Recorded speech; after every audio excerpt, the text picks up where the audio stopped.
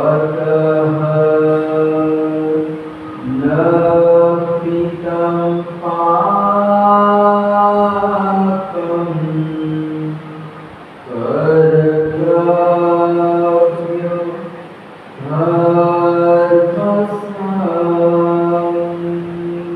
धर्मसंग्रहम्।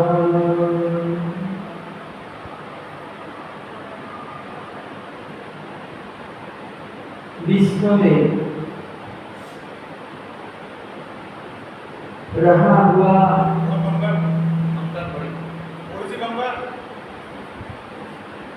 प्रत्येक जीवात्मा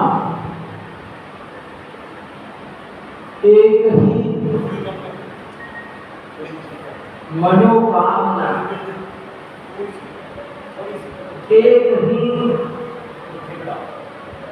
अभिलाषा लेकर जीता है कि मेरा दुख टल जाए और मुझे सुख मिल जाए।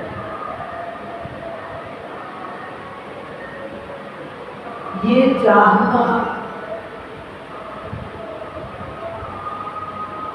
चाहे देवों में या फिर यहाँ पर चींटी से लेकर हाथी तक के जितने भी छोटे बड़े जीव हैं, सभी की एक ही इच्छा रहती है कि मुझे सुख मिल जाए और सुख प्राप्त करने के लिए प्रयास भी करते हैं, पुरुषार्थ भी करते हैं। ये जो सुख प्राप्त करने का जो पुरुषार्थ है, ये कोई एक जन्म का नहीं, अपितु जन्मों जन्मों का पुरुषार्थ। लेकिन फिर भी इतना पुरुषार्थ करने के बावजूद भी अभी तक जीवात्मा सुखी नहीं हो पाया, सुख मिल नहीं पाया। पुरुषार्थ तो किया, लेकिन अपने मिशन में जीवात्मा अभी तक सक्सेस नहीं हो पाया, सफल नहीं हो पाया। तो इसका क्या कारण है, क्या वजह है? तो हमारे महापुरुषों ने, महान शासन प्रभावक आचार्य भगवंतों में, जिन्होंने 1444 ग्रंथों की रचना की, ऐसे महान ज्योतिर्धर शासन प्रभावक पूज्यपाद आचार्य भगवंत श्रीमद विजय हरिभद्र सुरेश्वर जी महाराज का अपने एक ग्रंथ में, शास्त्र समुच्चय वार्ता नाम का एक ग्रंथ है, और उस ग्रंथ में उन्होंने सुख प्राप्त करने का मार्ग बताया। जो हमारे जीवन में दुख आते हैं और जो सुख आता है, तो दुख आने का कारण क्या है, दुख का मूल क्या है और सुख का मूल क्या है? आचार्य भगवंत ने एकदम सरल भाषा में बता दिया कि अगर सुख चाहिए तो धर्म करो, उन्होंने कहा कि दुखम पापात् सुखम धर्मा, यानी हमारे जीवन में जो दुख आता है, जो अशांति आती है, तो ये अशांति का कारण, अशांति का मूल हमारे पाप क्या है? हमारे पाप है। पाप से दुख आता है। सुखम धर्म, यानी धर्म से सुख आता है। आचार्य भगवंत ने कहा कि सुख चाहिए तो धर्म करो। क्या करो? धर्म करो। यानी ये जो बात इस सभी धर्म ग्रंथों में, अपने जितने भी धर्म संप्रदाय हैं, सभी धर्म ग्रंथों में इस सनातन सत्य को स्वीकार किया गया है कि धर्म से सुख मिलता है और अधर्म से, पाप से दुख मिलता है। तो उन्होंने कहा कि अतः न कृतं पापम कर्तव्यो धर्म संग्रह, यानी इसीलिए पाप नहीं करना चाहिए और जीवन में जितना हो सके उतना धर्म का संचय, संग्रह कर लेना चाहिए। तो ये मानव जीवन है और इस मानव जीवन में हम सुख को प्राप्त कर सकते हैं, शाश्वत सुख को हम प्राप्त कर सकते हैं, दुखों से छुटकारा पा सकते हैं। लेकिन अगर सुख चाहिए, दुख नहीं चाहिए, तो आचार्य भगवंत ने कहा कि धर्म को अपनाना होगा, धर्म की आराधना, साधना करनी होगी। तो ये जो हमारी चातुर्मासिक चौदस है, यहाँ पर चौमासी प्रवचन में बताया गया चातुर्मास में हमको क्या करना चाहिए, यानी कि चातुर्मासिक कर्तव्य कौन कौन से हैं और इन चातुर्मास के दिनों में हमको किस तरह से धर्म की आराधना साधना करनी है, उसके बारे में यहाँ पर बताया गया कि आषाढ़ाख्य चतुर्मास्याम विशेषार्थ विधि पूर्वक। आचार्य भगवंत ने कहा कि आषाढ़ाख्य जो चातुर्मास की है, आज से जो चातुर्मास प्रारंभ हो रहा है, ये जो चौमासी चौदस में ये आषाढ़ मास की चौमासी क्या है? आषाढ़ मास की चतुर्दशी है। वर्ष में 3 चौमासी आती है। चौमासी यानी कि 4 महीने का समय। कितने? 4 महीने का समय है और इसीलिए हम चौमासा बोलते हैं। क्या बोलते हैं? चौमासा बोलते हैं, चातुर्मास हम बोलते हैं। तो क्योंकि जो चातुर्मास है वो 4 महीने का है। कितने? 4 महीने का है। तो ऐसे वर्ष में 12 महीने होते। कितने?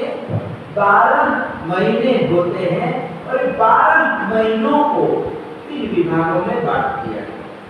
तो ये आषाढ़ मास की चातुर्मासिक है और जैसे ये चौमासा पूरा होगा दिवाली के बाद, यानी कार्तिक चातुर्मासिक आएगी, यानी चौमासा पूरा होगा तो उस दिन कार्तिक चौमासी होगी, यानी दूसरा चातुर्मास प्रारंभ होगा 4 महीने का, यानी वो फाल्गुन चौमासी तक चलेगा। कितना? फाल्गुन चौमासी तक एक कार्तिक चौमासा रहता है, कार्तिक चातुर्मासी रहती है और उसके बाद फाल्गुन मासिक चातुर्मास प्रारंभ हो जाए। तो आज फाल्गुन चातुर्मास पूरा हुआ और आषाढ़ मास का चातुर्मास प्रारंभ हुआ। क्या होगा? आषाढ़ मास का चातुर्मास प्रारंभ हुआ। तो ये 12 महीनों की बात है और ये हम परमात्मा के गुण भी गा रहे हैं। कितने? अरिहंत परमात्मा के गुण भी 12 होते हैं और वर्ष के जो महीने हैं वो भी 12 होते हैं। के साथ बादशाह अकबर का संबंध है और अकबर का बीरबल के साथ संबंध नाता रहा है। एक दिन नजदीक का नाता रहा है और इस अकबर बीरबल की कहानियां बहुत सारे प्रसंग हैं। अकबर और बीरबल के साथ जो वार्तालाप हुआ बड़ी रोचक, बड़े मनोरंजन वाले ऐसे प्रसंग बने हुए हैं। तो कहते हैं कि एक बार अकबर बादशाह का दरबार लगा हुआ था और दरबार में सारे दरबारी बैठे हुए थे, बीरबल भी बैठा हुआ था। तो अकबर बादशाह ने कहा कि 12 में से 4 घटा दिए जाए, माइनस कर दिया जाए तो कितने बचेंगे? तो सभी ने कहा कि 12 में से 4 को घटा दिया जाए 8 बचेगा। कितना शेष कितना बचेगा? 8 बचेगा। सभी का जवाब एक ही था, लेकिन बीरबल खामोश बैठा हुआ था। अकबर को बीरबल से कुछ सुनना था। सारे लोग कह रहे थे कि 12 में से 4 जाए तो 8 बचेगा और कितना। तो सभी का एक ही स्वर में जवाब था कि 8 लगेगा, 8 बचेगा। लेकिन अकबर ने बीरबल को कहा कि बीरबल तू मौन क्यों बैठा, तू भी कुछ जवाब दे। तो बीरबल ने कहा कि सारे जवाब दे ही रहे तो मेरे को देने की क्या जरूरत है। अकबर ने कहा नहीं, मैं तो तेरे से सुनना चाहता हूँ। तो बीरबल ने कहा कि जहां ना 12 में से 4 चले गए तो 0 ही बचेगा, 0 ही बचेगा। तो अकबर की समझ में ये बात नहीं है कि बीरबल कैसे उल्टी बात कर रहा है कि 12 में से 4 चले गए तो 0 ही बचेगा। कैसे तू समझा? ये सभी को समझा। तो उन्होंने बीरबल ने कहा कि वर्ष के 12 महीने होते हैं और 12 महीनों में ये जो चातुर्मास के जो 4 महीने, वर्षा काल ऋतु के 4 महीने हैं और ये 4 महीनों में बारिश की क्या कहती है, वर्षा होती है। और अगर 4 महीने बारिश नहीं गिरेगी, वर्षा नहीं होगी तो 8 महीने कैसे जाएंगे? सूखे जाएंगे। बारिश ही नहीं गिरेगी तो खेती बाड़ी कहाँ से होगी, और खेती बाड़ी नहीं होगी तो खाने को पीने को कहाँ से मिलेगा, पानी कहाँ से मिलेगा। यानी हाहाकार मच जाएगा, त्राही माम बच जाएगी। इसीलिए मैंने कहा कि 12 में से 4 चले गए तो 0 ही बचेगा। तो जैसे वर्षा ऋतु में वर्षा का महत्व है, वर्षा नहीं हुई तो सब कुछ उजड़ जाता है, लेकिन वर्षा होती है तो सब कुछ हरा भरा हमारे जीवन में आनंद मंगल रहता है, हमारा व्यापार वगैरह सब कुछ अच्छा चलता है। लेकिन वर्षा नहीं होती है तो सभी को, पूरी जनता को, पूरे विश्व को असर होती है। तो यहाँ पर कहते हैं कि जैसे ये चातुर्मास के दिनों में वर्षा नहीं हुई तो 0 ही है, तो वैसे हमारे जीवन में ये वर्ष के 12 महीने हैं और ये 12 महीनों में भी ये चातुर्मास के दिनों में अगर हमने धर्म आराधना साधना नहीं की, कुछ भी नहीं किया, तो समझो 8 महीने बेकार चले जाएंगे। तो 8 महीनों को भी सफल करना है, सार्थक करना है, तो ये हमारा चातुर्मास है। क्या है? चातुर्मास के दिन है और 4 महीने के 120 दिन होते हैं। कितने?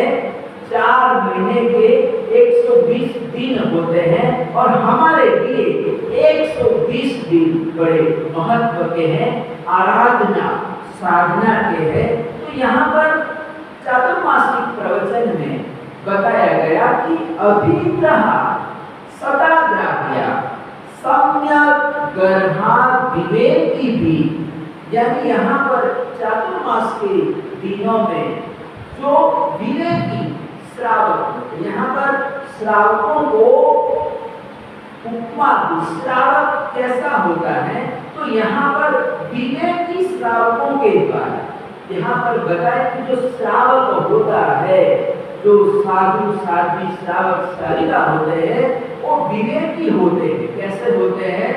विवेकी होते हैं। और विवेकी श्रावकों के द्वारा एक चातुर्मास के दिनों में नियम लेना चाहिए, कुछ ना कुछ अभिग्रह लेना चाहिए। जैसा कि मैंने कुमारपाल महाराजा का उदाहरण दिया था कि कुमारपाल महाराजा चातुर्मास के दिनों में कहीं पर भी जाता नहीं था, नगर छोड़ के जाता नहीं था। और इसके पीछे भी कारण है जीव दया का पालन करना। क्या करना? जीव दया का पालन करना। और इसीलिए तीर्थंकर परमात्मा ने साधु साध्वी भगवंतों को एक चातुर्मास के दिनों में एक जगह पर ठहरने के लिए, स्थिरता करने के लिए आज्ञा फरमाई है। क्योंकि वर्षा के दिनों में हम विहार करेंगे तो जीवों की विराधना होने की संभावना ज्यादा रहती है। हम चलते हैं, हमारी व्यवस्था में लोग भी रहते हैं, गाड़ी भी होती, सब कुछ होता है, तो हम तो पैदल चल रहे हैं, लेकिन जो गाड़ी वगैरह जो व्यवस्था जो हमारी की जाती है, तो उसमें तो कहते हैं कि गाड़ी तो निकल जाएगी, तो रोड पर ऐसे कोई छोटे छोटे जीव है, कभी कभी बड़े पंचेंद्रीय जीव भी रोड पर आ जाते हैं, सर्प वगैरह आ जाते हैं, और कभी कभी इस सर्प के ऊपर भी गाड़ी निकल जाती है, प्रसार हो जाती है। बेचारा सर्प वहीं पर तड़प कर अपने प्राण दे देता है। तो ऐसे जीवों की विराधना हो जाती है। और इसीलिए चातुर्मास के दिनों में जीवों की विराधना से बचने के लिए साधु साध्वी भगवंतों को भी एक जगह पर ठहरने के लिए परमात्मा ने आज्ञा दी है। और ये जो आज्ञा है सिर्फ साधु साध्वियों के लिए ही है, ऐसी भी बात नहीं है। यहाँ पर जैसे कुमारपाल महाराजा और श्री कृष्ण महाराजा, श्री कृष्ण वासुदेव क्या थे? वासुदेव थे। और उन्होंने भी 22वें तीर्थंकर ऐसे नैनाथ परमात्मा से उन्होंने अभिग्रह किया था कि मैं चातुर्मास के दिनों में द्वारिका नगरी से बाहर नहीं जाऊंगा, द्वारिका नगरी में ही रहकर मैं आराधना साधना करूंगा। तो इस प्रकार से चातुर्मास के दिनों में कहते हैं कि अपने नगर में, अपने घर में, अपने श्री संग में रहकर जितनी भी हो सके आराधना साधना करनी चाहिए। लेकिन हम क्या करते हैं? चातुर्मास के दिनों में भी हम घूमने के लिए निकल जाते हैं। क्या करते हैं? और ये मौसम ऐसा है कि कुछ भी हो सकता है, कहीं पर ज्यादा बारिश गिरती है, बाढ़ आ जाती है वगैरह, तो उस समय लोग फंस जाते हैं। क्या होते हैं? लोग फंस जाते हैं। चातुर्मास के दिनों में हम इधर उधर जाते हैं, मौसम का कोई भरोसा नहीं होता है, कहीं पर इतनी बारिश गिरती है, बाढ़ आ जाती है कि क्या प्रशासन को भी कंट्रोल करना मुश्किल हो जाता है। और उसमें कहते हैं कि कभी कभी लोग पानी में बह जाते हैं। क्या होता है? पानी के प्रवाह में बह जाते, का पूरा परिवार खत्म हो जाता है। क्या होता है? खत्म हो जाता है। पुणे के पास घटना हुई कि एक परिवार सेल्फी ले रहा था और अचानक पानी आ, एक साथ में पानी आ गया और बेचारा परिवार देखता रह गया, कुछ मतलब कर नहीं पाए। लोग भी किनारे लोग भी खड़े हैं, लेकिन वो भी बचा नहीं पाए। तो इस तरह से कभी कभी हमको बड़ा नुकसान उठाना पड़ता है। ऐसे दिनों में जाने से कभी कभी ऐसा नुकसान, 2 साल पहले की बात है, हमारे सादड़ी ग्रामपुर के पास सादड़ी है, और सादड़ी में पंजाब केसरी आचार्य भगवत विजय पंडित विश्व जी महाराजा का चौमासा हुआ, जो भी परंपरा में गुरु भगवंत आते हैं, सादड़ी के प्रति उनका बड़ा लगाव होता है। वहाँ के श्रावक है, वहाँ के गुरु भक्त हैं, हमारे सैलो वाले विशुलाल जी बदामिया जैसे सादड़ी के गुरु भक्त। बम्बई में जाकर उन्होंने इतना उद्योग को बढ़ाया कि आज पूरी दुनिया में उनका नाम है। हमारे केवल जी को जिन्स किलर वाले बोले जाते हैं। तो ऐसे कुछ नामी व्यक्ति है सागर के, और इसीलिए ये जो हम स्तवन बोलते, पर्यूषण पर्व में एक पर्यूषण पर्व का हम पहले दिन स्तवन बोलते हैं, और उसमें पंजाब के श्री विजय वल्लभ सुरीश्वर जी महाराजा का चातुर्मास सागरी में था, और उस समय गुरुदेव ने ये पर्यूषण पर्व के स्तवन की रचना की थी। और उन्होंने गाया है कि रानकपुर के पास सागरी चौमासा रहकर गुरुदेव ने गुण गाया, यानी कि चातुर्मास के अंदर, इस सागरी चातुर्मास के अंदर पंजाब के श्री विजय वल्लभ सुरीश्वर जी महाराजा ने एक स्तवन की रचना की थी।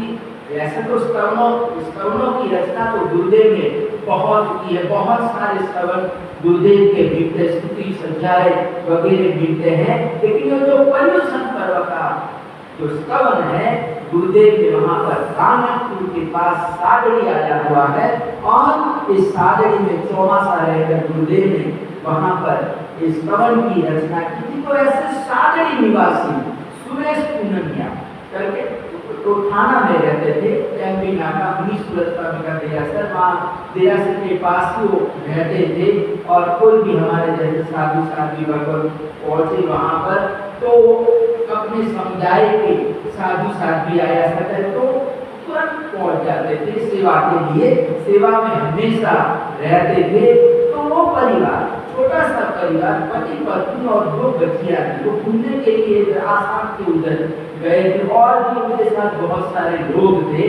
और वहाँ पर एक दिन शाम के समय आ रहे थे, होटल पर कहीं रुके थे, तो अपने होटल में वो आ रहे थे शाम के समय, और 2-3 टैक्सियां होगी, आगे पीछे टैक्सियां थी। तो ये जो सुरेश पूनमिया की जो टैक्सी थी वो सबसे आगे थी, और पीछे टैक्सियां और आ रही थी। सब थाना के लोग थे, आजू बाजू बम्बई के लोग थे। तो जब वो टैक्सियां होटल पर पहुंची, तो उन्होंने देखा कि हमारे आगे टैक्सी चल रही थी, तो आई नहीं, वो कहाँ गए? उनको तो पहले पहुंच जाना चाहिए, तो हमारे से आगे आ गए थे, आगे टैक्सी थी, तो कहाँ गए? टैक्सी नहीं, टैक्सी दिखाई नहीं दे रही है, सूरज भी नहीं दिखाई दे रहा, क्या बात है?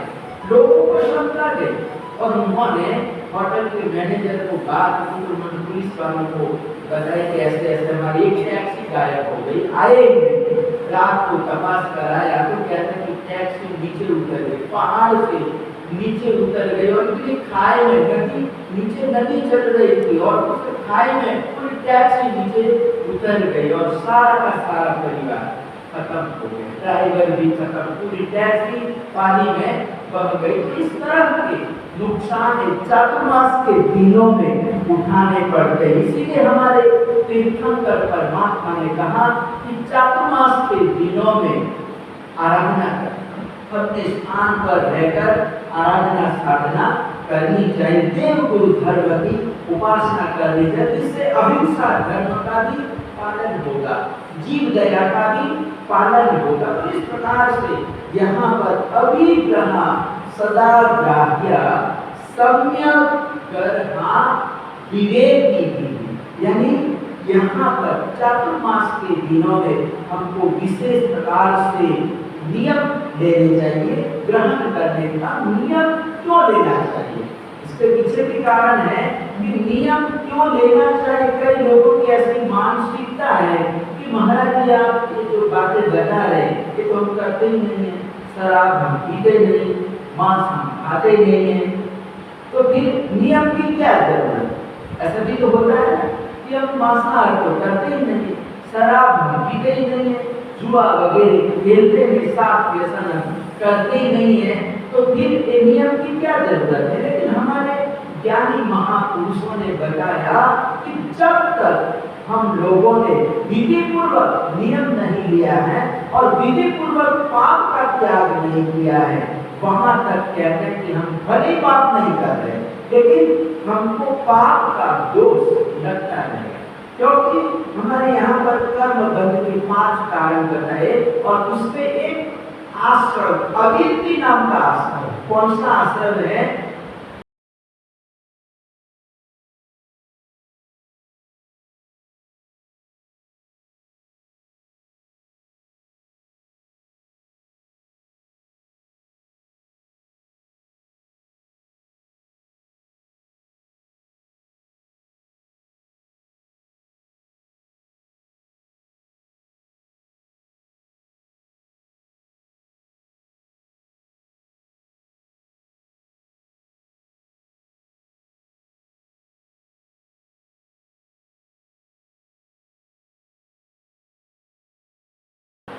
हम अगिनती में आ जाते हैं, यानी कि तो पाप चलता रहता है, लेकिन गिनती में हम आ जाते हैं, यानी हम प्रतिज्ञाबद्ध हो जाते हैं और विधि पूर्वक हम पाप का त्याग कर देते हैं, तो फिर उसमें हमको कोई दोष नहीं लगता। लेकिन अगर हमने नियम नहीं लिया है और भले ही हम पाप नहीं कर रहे, लेकिन अगर आपने कुछ भी नहीं किया, लेकिन आपको पाप का जो दोष है वो लगता है।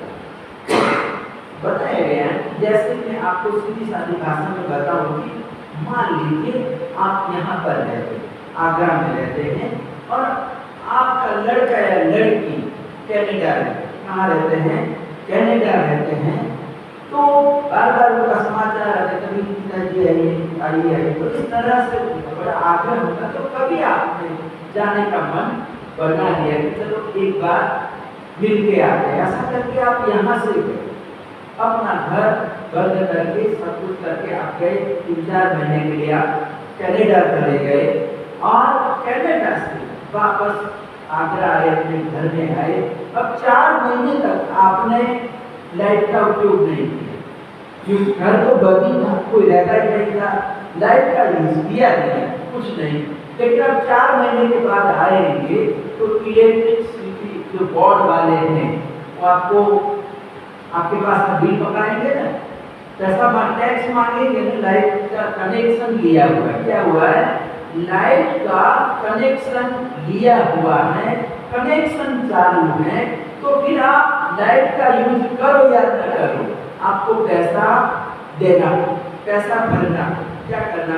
लेकिन आप कनाडा जाने से पहले अगर आपने कनेक्शन कटवा दिया, क्या किया, लाइट का कनेक्शन ही कटवा दिया, और कनेक्शन दूर करके अगर आप विदेश गए तो फिर आपको पैसा देना नहीं पड़ेगा। लेकिन अगर कनेक्शन चालू है, लाइट का कनेक्शन चालू है, तो आप फिर यूज करो या न करो, आपको पैसा भरना पड़ेगा। तो यहाँ पर भी ऐसा ही है कि हमारा कनेक्शन पापों के साथ, किसके साथ है, हमारा कनेक्शन पापों के साथ है, और जब तक कनेक्शन हम तोड़ेंगे नहीं, वहां तक हमको पाप का दोष लगता रहेगा। और इसीलिए ये नियम का महत्व है, इसका महत्व है, नियम का महत्व है। और ये नियम भी 2 प्रकार के होते हैं, एक पाप त्याग के नियम, जैसे आलू नहीं खाना, या फिर भोजन नहीं करना, बाहर नहीं जाना, आरंभ समारंभ नहीं करना, ये सब पाप के नियम, पाप त्याग के नियम है। और धर्म संबंधी आराधना साधना के भी नियम होते हैं कि महाराज जी का चातुर्मास प्रारंभ हुआ है तो मैं प्रतिदिन प्रवचन सुनने जाऊंगा, इस प्रकार का नियम है। कम से कम पर्यूषण तक तो मैं जाऊंगा, 50 दिन तो मैं जरूर जाऊंगा। तो इस प्रकार का नियम लेना धर्म आराधना साधना संबंधी नियम है। मैं प्रतिदिन पूजा करूंगा, चातुर्मास के दिनों में मैं प्रतिदिन पूजा करूंगा, सेवा करूंगा, सामयिक करूंगा, प्रतिक्रमण करूंगा।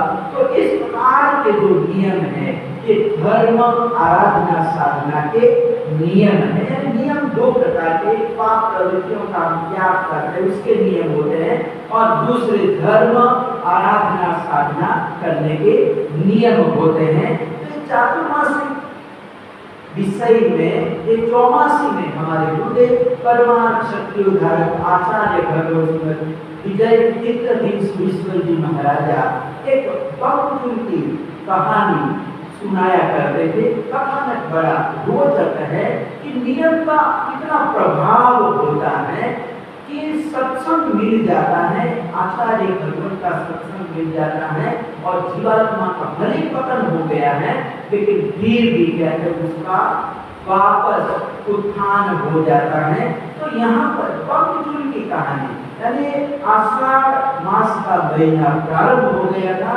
और आषाढ़ी दूज के बाद आकाश में बादल मंडराने लगते हैं और गरजने लगते, बिजली होने लगती है, और इस प्रकार से बारिश प्रारंभ हो जाती है। और आचार्य भगवत अपने शिष्यों के साथ उनको जहाँ पर चातुर्मास करना था वहां पर वो विहार करते हुए जा रहे थे। तो जंगल में बारिश चालू हो गई और बारिश चालू होने से कीचड़ वगैरह नदी नाले वगैरह आ गए, पानी इधर उधर चारों ओर पानी पानी हो गया। तो आचार्य भगवंत ने देखा कि हमको जहाँ पहुँचना था वो तो बहुत दूर रह गया, यानी गांव बहुत दूर है और बारिश चालू हो गई है, तो अब हम आगे नहीं बढ़ सकते हैं, आगे विहार नहीं कर सकते हैं।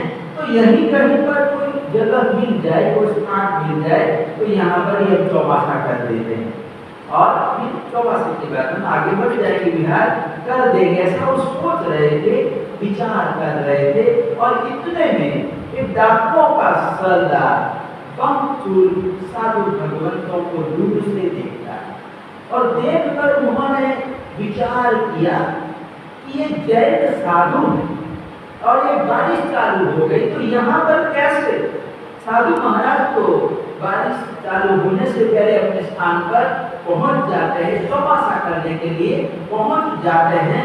लेकिन ये साधु महाराज तो अभी जंगल में ही है, जंगल में घूम रहे, क्या बात है, मैं जाके पूछता हूँ। और ऐसा करके वो पंक्चूल आचार्य भगवंत के पास आया, हाथ जोड़ा, नमस्कार किया और नमस्कार करके वो पूछता है कि भगवान आप तो जैन साधु और जैन साधु इस तरह से बारिश में चलते नहीं है और आप इस तरह से विहार कर रहे हैं, क्या बात? तो आचार्य भगवान ने कहा कि भाई तेरी बात ठीक है कि हमको चलना नहीं चाहिए, लेकिन क्या करें कि हमें जंगल में 2-3 दिन भटक गए, रास्ते का पता नहीं था और इसीलिए हमने जो जंगल में घूमते रहे, भटकते रहे और जहाँ जाना था वहाँ हम पहुँच नहीं पाए।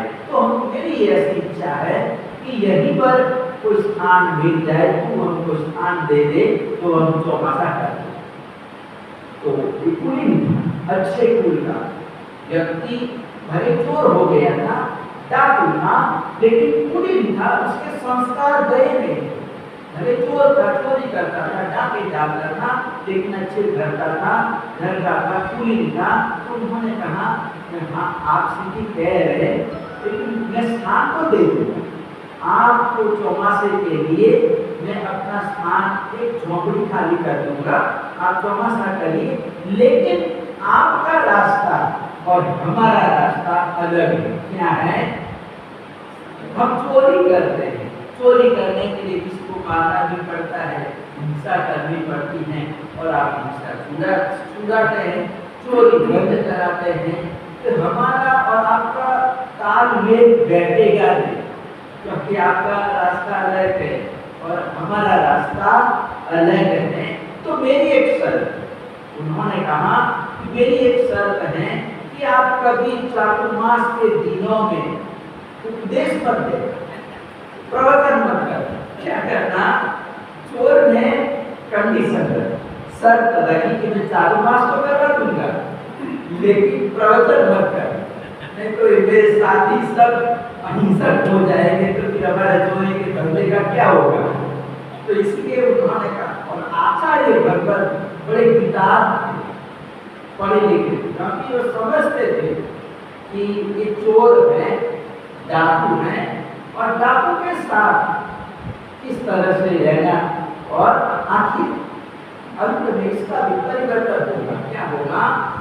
दिल का परिवर्तन होगा, लेकिन अभी हम जल्दबाजी करेंगे तो मामला बिगड़ जाएगा। इसलिए आचार्य भगवंत ने उसकी बात मान स्वीकार करने की कोई बात नहीं, फिर बात मंजूर है या क्या नहीं करना, तो क्या नहीं करना, ठीक है हम अपना स्वाध्याय करेंगे। क्या करेंगे?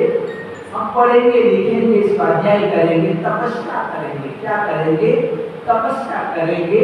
और इस तरह से उन्होंने चातुर्मास करने के लिए साधु भगवतों ने अपने आसन जमाए और उसी दिन सभी ने, जितने भी साधु महाराज थे, सभी ने पक्षान ले लिया, चौमासी तक कर उपवास, 4 महीने उपवास कर लिए। क्या कर लिए? 4 महीने के उपवास ही सभी ने की कोई जरूरत ही नहीं। 4 महीने तक खाना ही नहीं है, सभी ने उपवास कर लिया। क्या कर लिया? उपवास कर लिया। और इस प्रकार से साधु भगवान 1 दिन 2 दिन इस तरह से दिन गुजरते हैं और छोड़ भी देखते हैं कि मतलब ये साधु भगवान कितने त्यागी हैं। क्या है? कितने त्यागी हैं। और जब सामने से गुजरते हैं कुछ लेकर वगैरह तो छिपा देते, उनको शर्म आती है कि साधु भगवतों के सामने हम कैसे जाए, तो जल्दी जल्दी वो निकल जाते हैं। तो इस प्रकार से वो मर्यादा से रहते हैं कि साधु भगवत में क्या है, साधु भगवत है। इस प्रकार से देखते देखते चातुर्मास पूरा हो जाता है और बिहार की तैयारी, कार्तिक पूर्णिमा आ जाती है। तो कार्तिक पूर्णिमा के आचार्य परिषद आचार्य भगवंत ने बिहार की तैयारी की। अपने साधु भगवंतों को बोला कि अब हमारा बिहार खुल गया, आज हम बिहार करेंगे। सभी को पता चल गया, पूरा गांव था और गांव भले ही कोई उपदेश वगैरह कुछ दिया नहीं था, लेकिन फिर भी सत्संग का प्रभाव होता है। सभी को पता चल गया कि साधु भगवान विहार कर रहे, जा रहे हैं। तो सब लोग विदाई देने के लिए आए।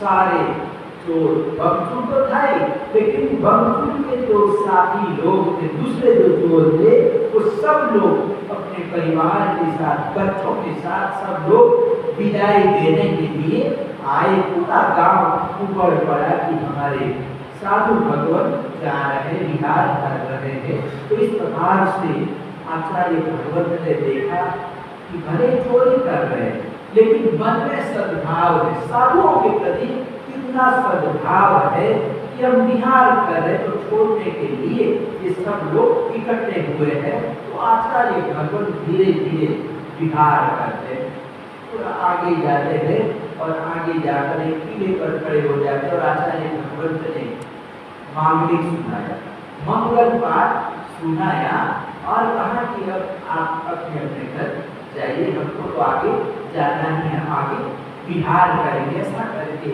आचार्य भगवान आगे बढ़ जाते। तो ये जो सरदार बमचूर है वो साथ साथ में और आगे चल रहे, लोग तो पीछे भूल गए, सब लोग वापस आ गए, लेकिन बमचूर और थोड़ा सा आगे आता है। अब कोई साथ में नहीं है, साधु भगवंत है और आचार्य भगवंत है, साथ बमचूर है। तो आचार्य भगवंत ने पूछा कि तू चोरों का सरदार है, लेकिन मेरे को ऐसा नहीं लगता है कि तू चोर है, मेरे को ऐसा लगता है कि कोई किसी अच्छे घर का, क्या है, अच्छे घर का है। तो अपना परिचय तो दे, मैं तेरा परिचय लेना चाहता हूँ।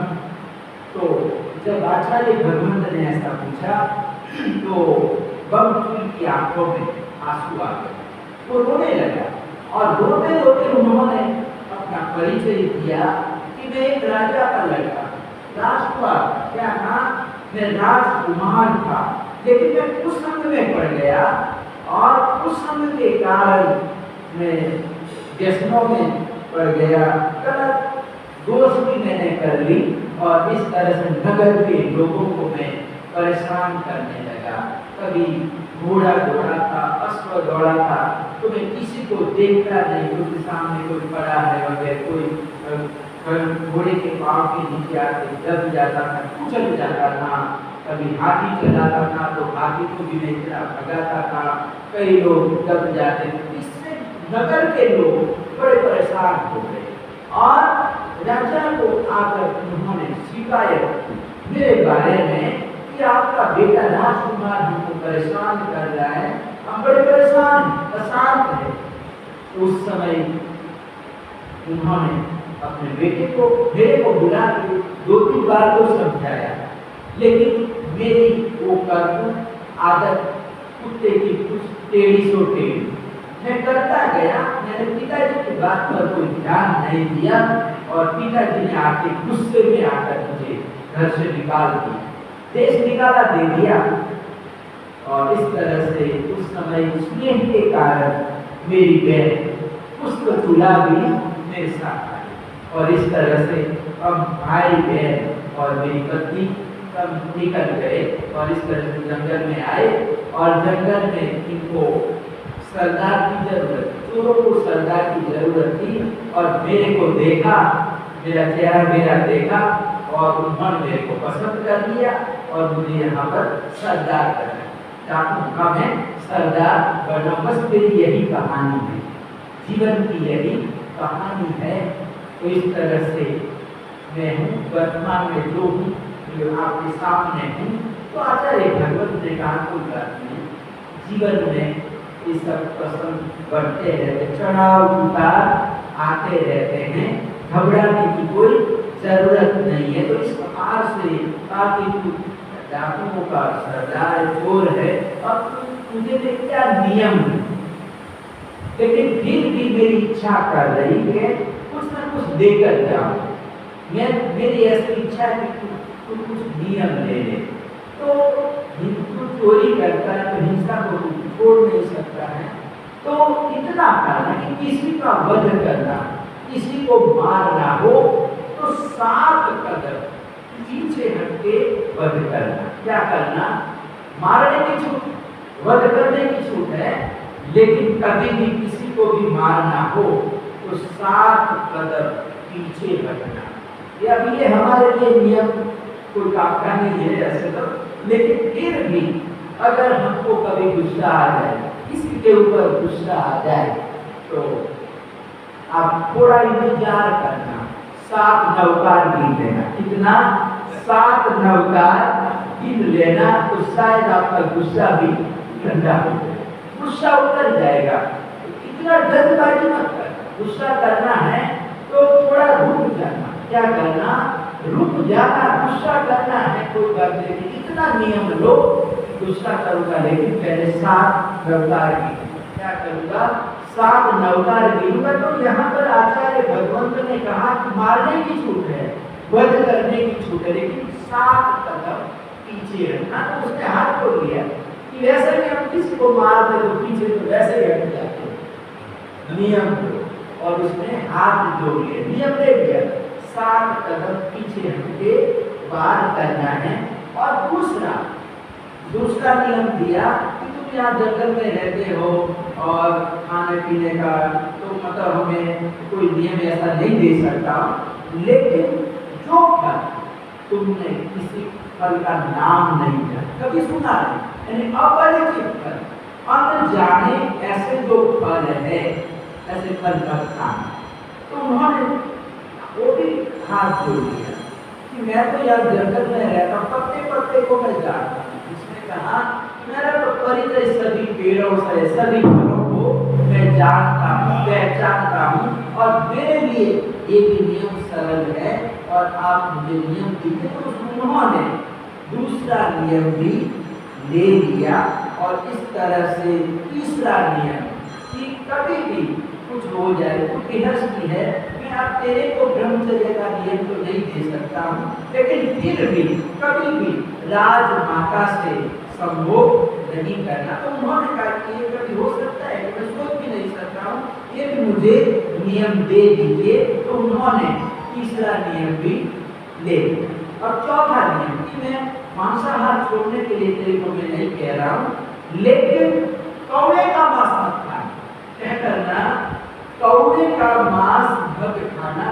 तो बोला कि मैंने जिंदगी में भी कौवे का मांस नहीं खाया और कभी भी मैं आगे भी नहीं खाऊंगा। तो कौवे का मांस कौन खाएगा? तो इस तरह से उन्होंने ये चौथा नियम भी ले लिया। क्या किया? चौथा नियम भी ले लिया।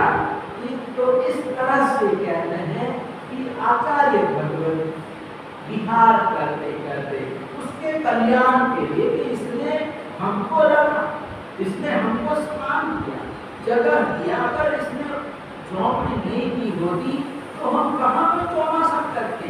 तो ऐसे हितकारी, परमोपकारी ऐसे आचार्य भगवत ने उसके उद्धार के लिए, चोर है तो चोर को भी चोर जैसे ही नियम दिए जाते। आचार्य भगवत किताब होते हैं। कैसे होते हैं? ऐसा नहीं कि जबरदस्ती से कोई नियम पकड़ा दिया क्योंकि तेरे को लेना ही पड़ेगा, ऐसा नहीं, जबरदस्ती से किसी को नियम दिया नहीं जाता। हमारे गुरुदेव आचार्य भगवत जी इंद्रजीत महाराज ने बताया था कि किसी भाई ने उपदान किया, उसका धंधा खेती का, वो खेती करता था और उसने उपदान किया। क्या किया? उपदान किया तो उपदान पूरा हुआ तो आचार्य भगवंत ने उसको बोला कि तूने उपदान किया है तो अब खेती मत कर। क्या करना? खेती मत करो। कहता है मैं किसान, मैं खेती नहीं करूंगा तो खाऊंगा क्या? मेरे पास खेत है, जमीन है, इतनी सारी जमीन है, खेती तो मुझे करनी पड़ेगी। लेकिन आचार्य भगवत ने उसको जबरदस्ती से नियम दिया। तो इस तरह से जबरदस्ती से नियम देना और वो नियम का पालन कर पाएगा? कभी नहीं कर पाएगा। तो किसान को नियम दे, खेती मत करो, तो कहते हैं कि उसको उसके लिए असंभव है। क्या है? असंभव है। लेकिन उसको भी ये नियम दे सकते हैं कि जैसे अष्टमी आई, चतुर्दशी, पंचमी, ऐसे पर्व तिथियां है। जैसे पर्व तिथियां है तो पर्व तिथियों में धन मत चलाना, खेती का काम मत करना, तो ऐसा तो नियम दे सकता है। लेकिन हमेशा के लिए खेती छोड़ दे, खेती मत करना, तो किसान के लिए तो असंभव है। तो हमारे आचार्य भगवत जो नियम देते हैं वो भी नियम सामने वाले की योग्यता भी देखते हैं और योग्यता के अनुसार नियम दिए जाते हैं और लेने वाला भी खुशी खुशी में वो ले लेता है, ग्रहण कर लेता है। दुखी होकर इतना हम दबाव डाल प्रेशर कर रहे कि देना ही पड़ेगा, लेगा तो सही, लेकिन पालन रोते रोते करेगा और तोड़ भी सकता है नियम को, वो तोड़ भी सकता है। इस तरह से यहाँ पर पंक्चुअल ने 4 नियम, कितने? 4 नियम दिए। तो इस नियमों का कैसे वो पालन करता है, यानी कल गुरु पूर्णिमा है और गुरु भगवान अपने शिष्य पर, अपने गुरु भक्त पर कैसा उपकार करते, जैसे यहाँ पर आचार्य भगवंत ने उसके उद्धार के लिए, डाकू के उद्धार के लिए 4 नियम दिए। तो ऐसे गुरु दयालु होते हैं, करुणाशील होते हैं और वो अपने शिष्य का उद्धार चाहते हैं कि कैसे इसका आत्मा कल्याण हो। तो ऐसे परम उपकारी ऐसे गुरु भगवत, यानी कल गुरु पूर्णिमा का क्या है? गुरु पूर्णिमा का दिन है। वैसे अन्य धर्मों में गुरु पूर्णिमा का पर्व मनाया जाता था, लेकिन धीरे धीरे हम लोग भी गुरु पूर्णिमा को मनाने लगे हैं। अपने गुरु के पास जाते हैं और जाकर गुरु की पूजा, उनका उपदेश, दर्शन, वंदन वगैरह हम करते हैं।